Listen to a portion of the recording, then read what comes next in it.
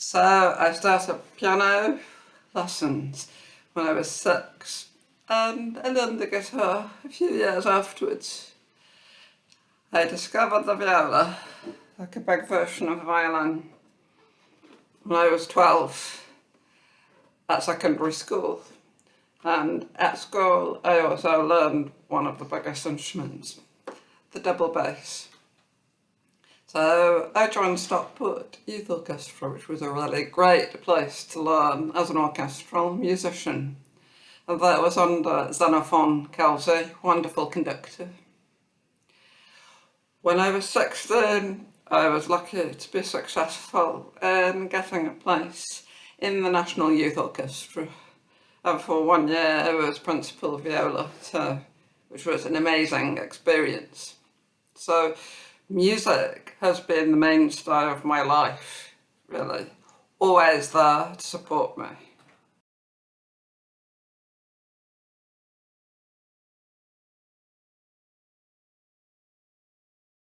So yes, I became profoundly deaf in my mid-20s. So I had already worked for 1 year as a professional orchestra musician in Finland. And after that, the deafness started. When the deafness started, I'd already moved into teaching for my job.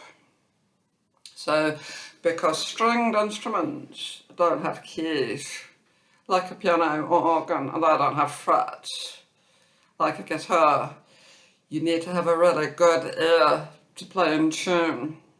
So I found it incredibly difficult to play when I first became deaf. And in fact, for several years I didn't play at all. It was extremely painful. It felt as if I'd lost part of my soul. I was extremely lucky that a musician friend of mine told me about someone called Liz Barlow, who at that stage was a deaf professional viola player in the London Symphony Orchestra.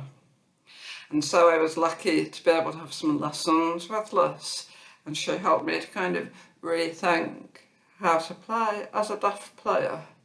And it was a nice mixture of technical things about the physics of music, so kind of techniques to check tuning, but also learning to trust my own muscle memory, the physiology of having had years of playing, knowing where to place your fingers.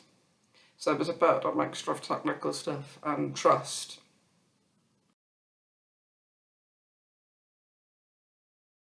My answer, to be honest, it makes all the difference in the world. Music gives a quality to life that is different from anything else. L.S. Lowry, the artist, used to love music, and he had a quote which I like. He said, "Music, it takes you to the other side." And I like that because it takes you into a different world. It takes you into a new element where things can feel better. When you play or sing, you have to use everything about yourself, your physical self, intellectual self, emotional self, and I think spiritual self too. You have to give it your all. And it takes you away from day-to-day concerns. It's incredibly good for well-being, and I would encourage anyone to have a go. Try to find an instrument that you can personally enjoy playing.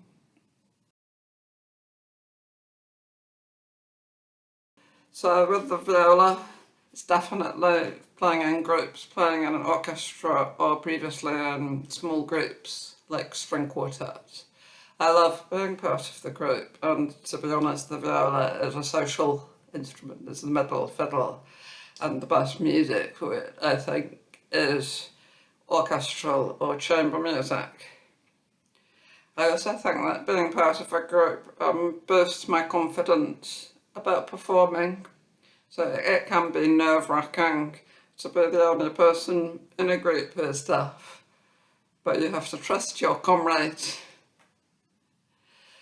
Also, though, talking about solo and orchestral playing, I took up piano lessons again with a wonderful local teacher after a 35-year break. That's how old I am. And it's been really lovely to play the solo piano repertoire again. Things like the music behind me. So the Berg's Italian Concerto.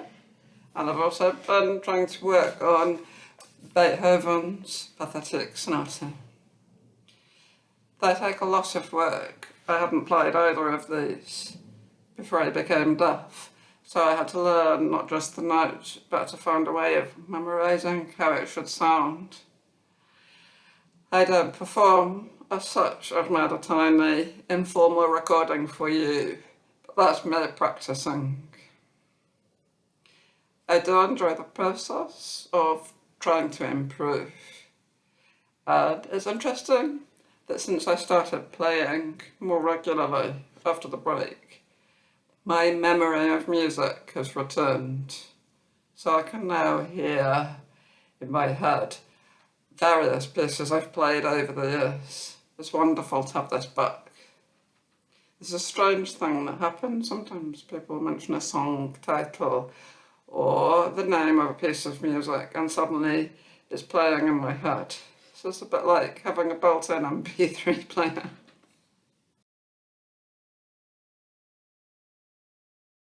Salford Symphony Orchestra has had to very sadly cancel its performance it was supposed to do in mid-March, and we haven't been able to rehearse since then. All of us miss it a lot. I think we all look forward to being able to meet up again when it will be safe to do so. So I can imagine it's going to be a great reunion when we do. I feel very lucky to have a piano to be able to keep in touch with music that way by practising regularly. It's so restorative.